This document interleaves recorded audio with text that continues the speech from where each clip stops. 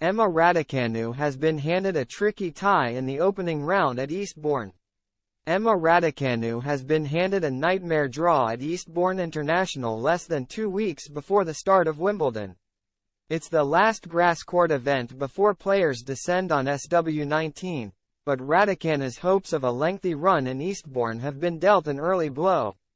Raducanu has been paired against fellow U.S. Open champion Sloane Stephens ahead of next week's tournament. The pair will likely meet on Tuesday, with Stephens having previously sat as high as third in the WTA rankings. However, it isn't all doom and gloom for the Brit, with Raducanu having enjoyed success over Stephens in their only ever meeting.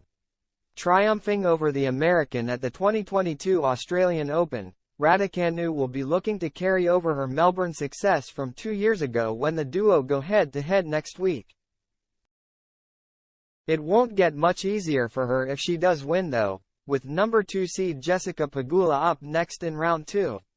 The Eastbourne draw comes just days after Raducanu was granted a wildcard spot at this year's Wimbledon. A run to the semi-finals of the Rothesay Open in Nottingham earlier this month saw Raducanu climb back up to 165th in the world. Raducanu was one of 14 wildcards granted for Wimbledon, with Naomi Osaka set to return to the All England club for the first time since 2019. The pandemic, injuries and becoming a mother have all prevented Osaka from taking part in the previous editions. Simona Halep hasn't been invited to the tournament though, with the former world number 1 having recently returned from a drugs ban. The double Grand Slam winner was handed a 4-year ban from the WTA Tour in October 2022, a suspension that was reduced to 9 months on appeal earlier this year.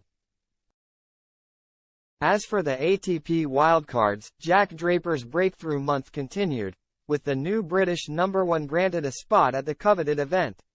It came after he won his first ATP title in Stuttgart, a triumph that was backed up by a statement victory over reigning Wimbledon champion Carlos Alcaraz at Queen's. Tommy Paul got the better of him in their quarterfinal meeting, but Draper remains one to watch when Wimbledon gets going next month. The championship's opening matches are set to be held on July 1, with the finals taking place on Saturday, July 13 and Sunday, July 14.